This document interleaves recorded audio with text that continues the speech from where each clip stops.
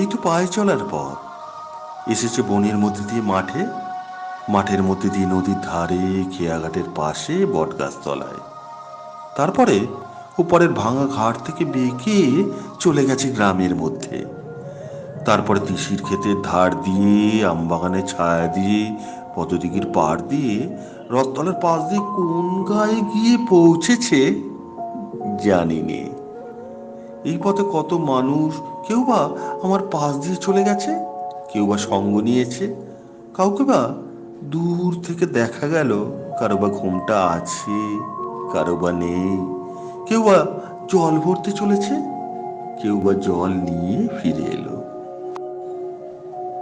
এখন দিন গিয়েছে, অন্ধকার হয়ে আসে। একদিন এই পথকে মনে হয়েছিল আমারই পথ, একান্তই আমার। এখন দেখছি কেবল একটি বার মাত্র এই পথ দিয়ে চলার হুকুম নিয়ে এসেছি, আর নয়। নেবুতলা বুঝিয়ে সেই পুকুর পার, দ্বাদশ দেউলের ঘাট, নদীর চর, গোয়াল বাড়ি, ধানের গোলা পেরিয়ে সেই চেনা ছাউনি, চেনা কথা, চেনা মুখের মহলে আরো একটি বারও ফিরে গিয়ে বলা হবে না, এই যে এই পথ যে চলার পথ, ফেরার পথ নয়। আজ ধূসর সন্ধ্যায় একবার পিছনে ফিরে তাকালুম, দেখলুম এই পথটি বহু বিস্তৃত পদচিহ্নের পদাবলী, ভৈরবী সুরে বাঁধা।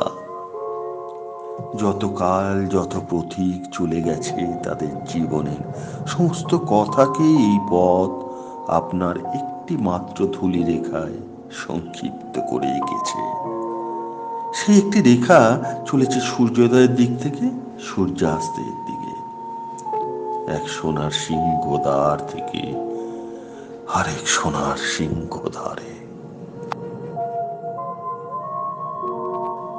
ওগো পায়ে চলার পথ, অনেক কালের অনেক কথাকে তোমার ধূলি বন্ধনে বেঁধে নীরব করে রেখো না। আমি তোমার ধুলোয় কান পেতে আছি, আমাকে কানে কানে বলো। পথ নিশীথের কালো পর্দার দিকে তর্জনী বাড়িয়ে চুপ করে থাকে।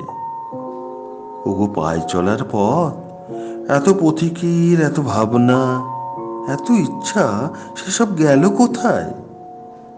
বোবা পথ কথা কয় না, কেবল সূর্যোদয়ের দিক থেকে সূর্যাস্ত অব্দি ইশারা মিলে রাখে।